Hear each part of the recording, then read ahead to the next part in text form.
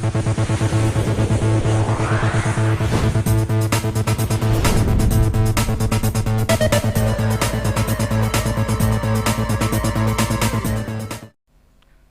students. In this video we are going to solve exercise of day 41 of a bridge course.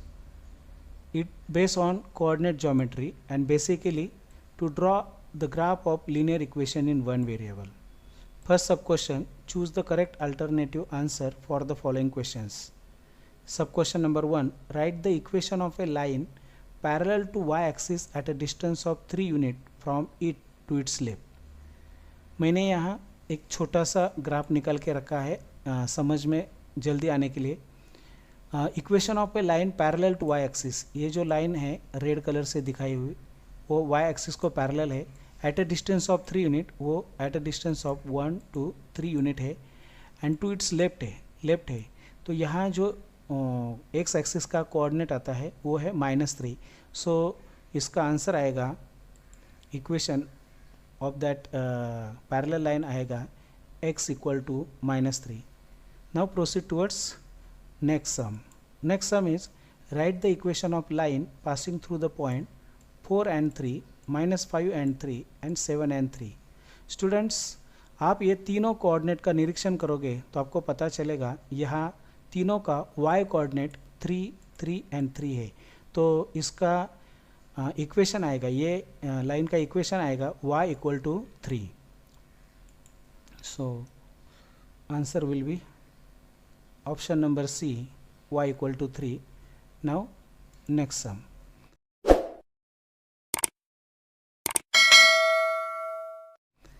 Question number 2, it is complete the following activity. Number 1, state the graph of a following equations will be parallel to which axis. या हमें कुछ equation दिए हुए हैं, वो equation का जो graph है वो किस एक्सिस को पैरेलल होगा. एक तो वो एक्स एक्सिस को पैरेलल होगा या वाई एक्सिस को पैरेलल होगा. स्टूडेंट्स, हमें मालूम है यदि इक्वेशन होता है y इक्वल टू समथिंग या y minus something equal to 0 ऐसा, तो ये एक्स एक्सिस को पैरेलल होता है. यानी y इक्वल टू समथिंग ऐसा जो इक्वेशन होता है वो एक्स एक्सिस को पैरेलल होता है, और x इक्वल टू समथिंग ऐसा जो इक्वेशन होता है वो y एक्सिस को पैरेलल होता है. तो फिर आपको ये ऑब्जर्वेशन से पता चलेगा कि ये जो इक्वेशंस है वो किस एक्सिस को पैरेलल हो सकते हैं. ओके, तो लेट्स स्टार्ट्स विथ नंबर 2. तो वो क्या है, y इक्वल टू -1.5. ये इक्वेशन y इक्वल टू है इसलिए ये पैरेलल टू x एक्सिस होगा. ओके, यहाँ भी x इक्वल टू -5 है तो ये पैरेलल टू y एक्सिस होगा. ये 2x - 6 इक्वल टू 0 है तो यहाँ x का वैल्यू मिलेगा, तो ये equation parallel to y axis होगा. इसमें y इक्वल टू 5 दिया है तो ये पैरेलल टू x एक्सिस होगा. x + 3 इक्वल टू 0 दिया है तो इसका मतलब इसका x का वैल्यू मिलेगा, तो ये पैरेलल टू y एक्सिस होगा. 2x + 5 इक्वल टू 0 दिया है तो यहाँ x का वैल्यू मिलेगा, तो ये पैरेलल टू y एक्सिस है. नेक्स्ट y + 7 इक्वल टू 2 दिया है तो y इक्वल टू 2/7 ये आंसर आ जाएगा. तो y इक्वल टू समथिंग ऐसा आंसर आ जाएगा, तो ये है x एक्सिस को parallel. So it is parallel to x axis. In this way we have solved.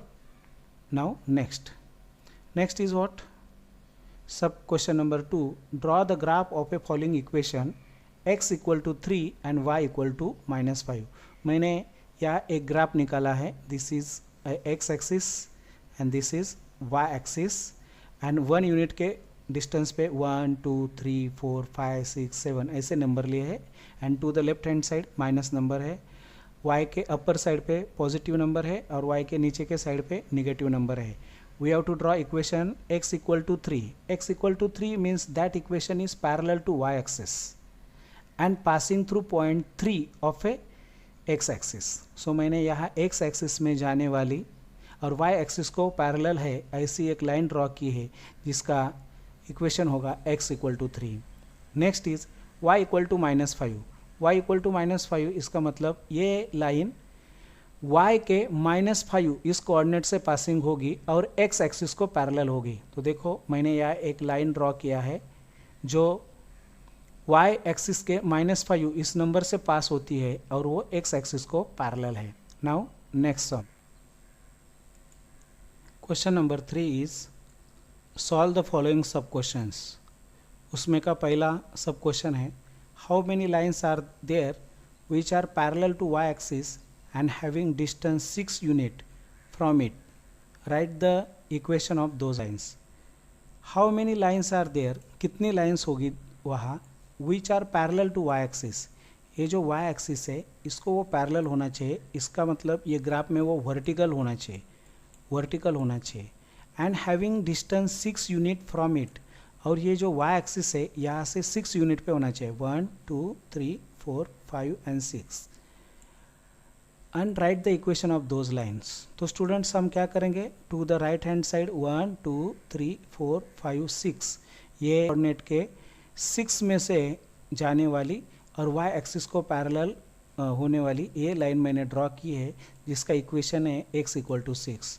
और वैसे ही लेफ्ट हैंड को भी जाएंगे क्योंकि दोनों साइड को ग्राफ होता है, तो -1 -2 -3 -4 -5 एंड -6, इसका मतलब 6 यूनिट में लेफ्ट हैंड में गया तो नंबर आ गया -6। तो here is a line which is passing through -6 coordinate of a x axis and it is parallel to y axis, and equation of that line is x = -6.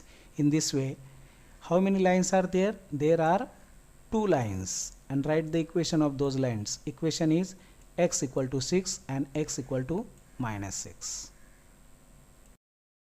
सब question number 2, draw a graph of following equation.